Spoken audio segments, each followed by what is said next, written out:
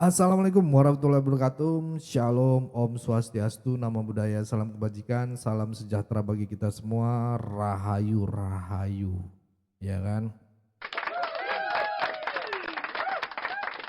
Salam satu mikrofon, ya kan? Satu gelombang dan satu Indonesia yang belum move on dari pemilu 2024. Ya, selamat datang di channel Sirait Media ya. Buat teman-teman yang belum subscribe, subscribe dulu ya kan. Karena channel paling waras di tengah hiruk pikuk politik yang makin hari makin kayak sinetron stripping. Kali ini kita bakal bedah sebuah skenario besar ya. Politik 2029 alias Game of Thrones ya kan. Indonesia versi elit politik. Ya kan? Ya. Bayangin, Jokowi pensiun, Prabowo naik tahta, Ganjar dan Anies disuruh sabar. Sabar ya Dek. Dan Gibran kemana? Ya, Mas Gibran entah jadi wapres, aktif atau selebgram politik. Tapi kita opening dulu.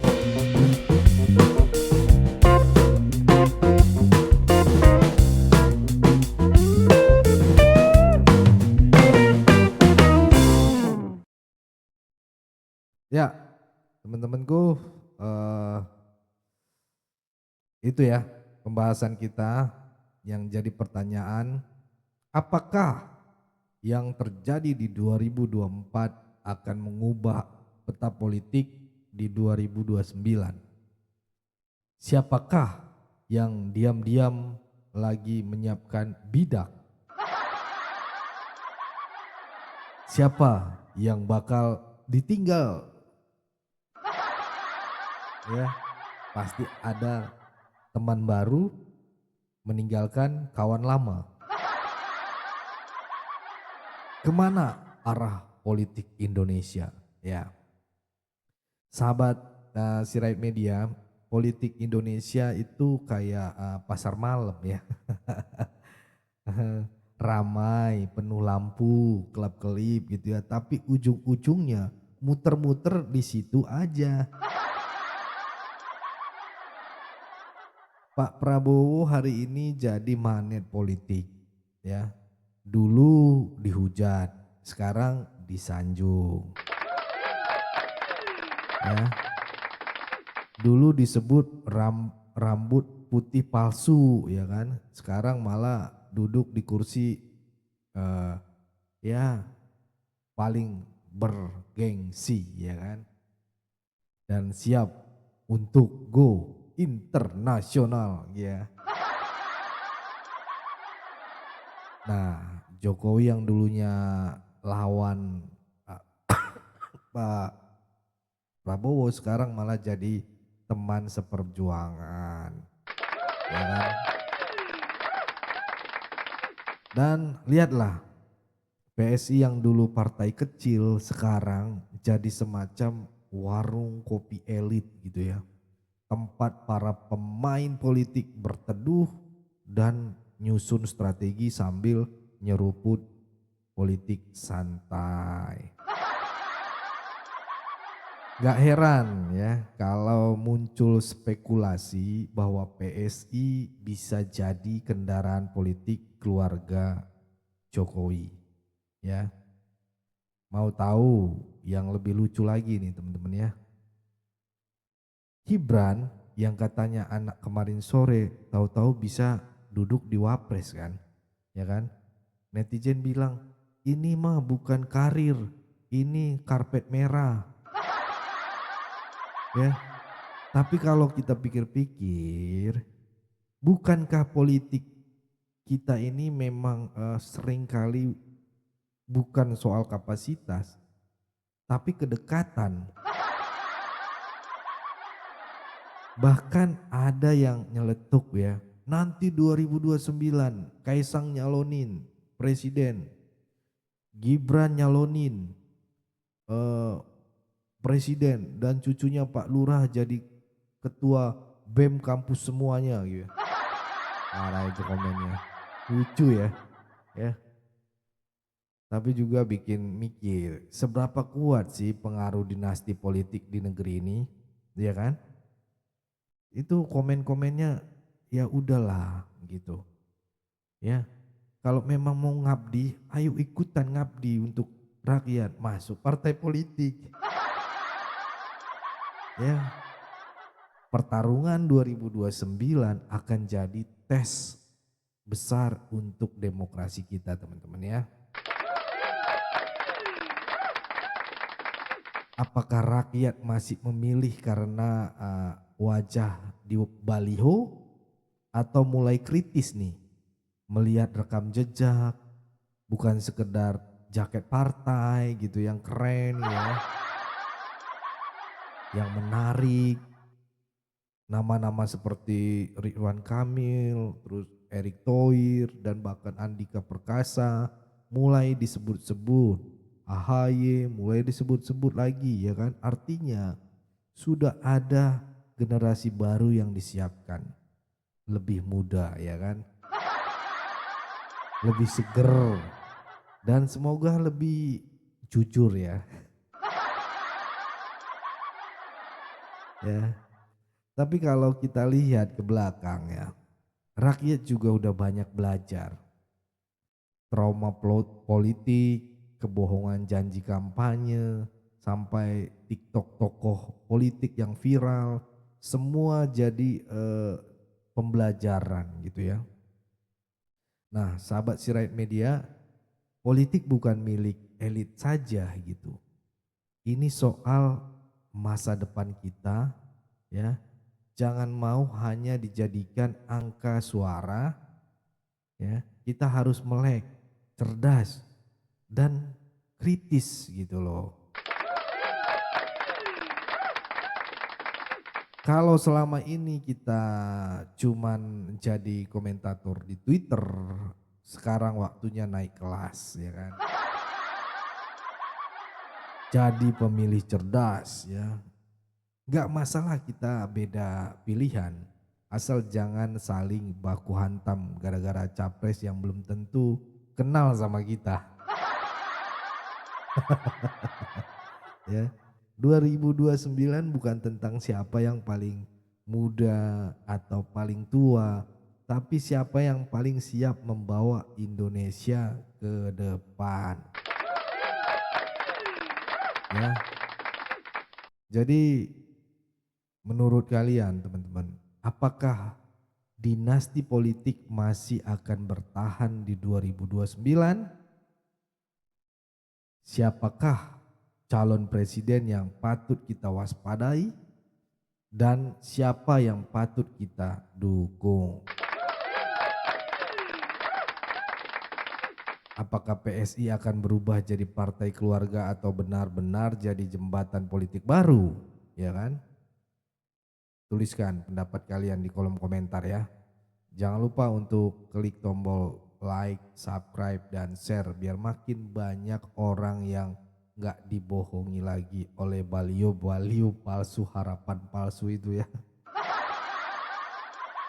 Dan ingat teman-teman, ya, karena ini perundingan ya, banyak yang merasa ini apa tentang apa ya, tentang yang lagi hype sekarang ini ya. Saya mau ngasih tahu buat teman-teman juga gitu, jangan termakan emosi ya, jangan mau diadu domba lah kita ya.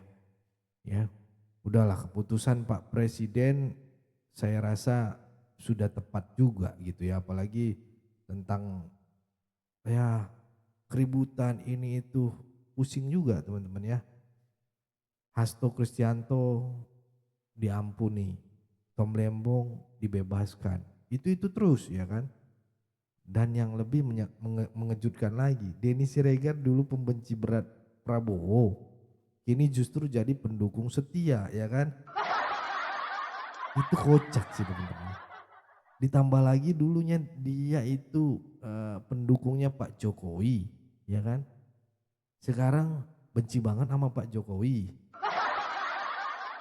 Ya itulah teman-teman politik. Jadi kalian harus jangan mau baper gitu. Udah gitu. Nikmatin aja deh. Apakah ini pertanda deal-dealan politik besar antara Megawati dan Prabowo? Antara Anies dan Prabowo? Ya, bisa jadi karena ada dua nih. Kalau gua bebasin si Hasto doang karena dia sekjen loh, sekelas sekjen partai PDIP, ya kan. Tapi nggak enak juga sama kaum ini 24% ya. Ya, anak abah, nggak enak juga, ya udahlah.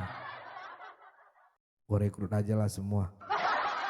Biar Indonesia damai dan kita bisa mengejar cepat melompat gitu ya untuk terus berkembang gitu loh. Ya itu teman-teman ya, kalau dibilang apakah amnesti ini murni demi persatuan atau sekedar jalan pintas kekuasaan, ya coba kalian bantu komennya, kita berdiskusi di kolom komentar. Mungkin itu aja dari saya video kali ini teman-teman. Tetap jaga persatuan Indonesia, jangan mau dipecah belah, jangan mau diadu domba, karena NKRI harga mati. Teman-teman, saudara-saudara yang banyak rezeki bulan ini karena ini awal bulan, mana tahu mau support yayasan di bawah naungan yayasan kita, Sirait Media, kita juga mau berdampak di lapangan teman-teman ya. Bukan cuma di media sosial, kita ada yayasan yang kita bangun, ada sekitar 30 lebih anak yang kita support di sini di yayasan ini. Ya buat teman-teman yang mau support monggo ya. Karena ya mereka tidak ada sponsor tetap gitu. Akhirnya ketika saya bertemu berdiskusi ya, yuk kita sama-sama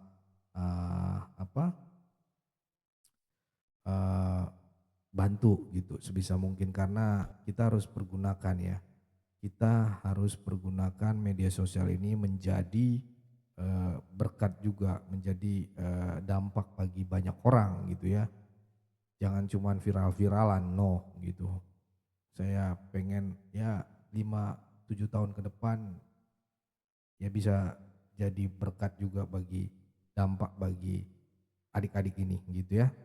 Itu teman-teman bisa scan QRIS di sini ya, atau di nomor rekening ini itu BRI ya. Lebih enak sih QRIS aja. Lebih gampang. Berapapun itu teman-teman. Enggak harus harus gede, enggak. 5.000 2.000 nggak apa-apa.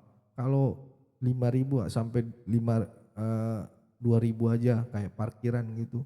Tapi teman-teman ratusan ribuan yang nonton ya kan, yang melihat, membagikan, ya ini menjadi besar juga gitu ya. Itu teman-teman, nggak harus gede. Itu yang penting ikhlas gitu ya, ikhlas.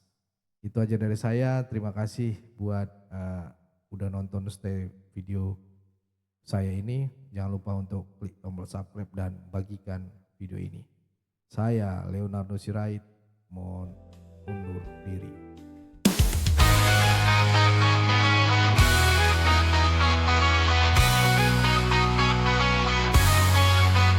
Dari suara rakyat kecil kami datang, bukan cuma duduk manis lalu diam.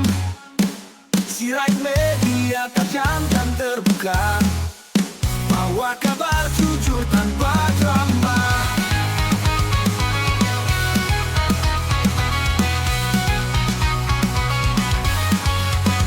Tanah air ini milik bersama, bukan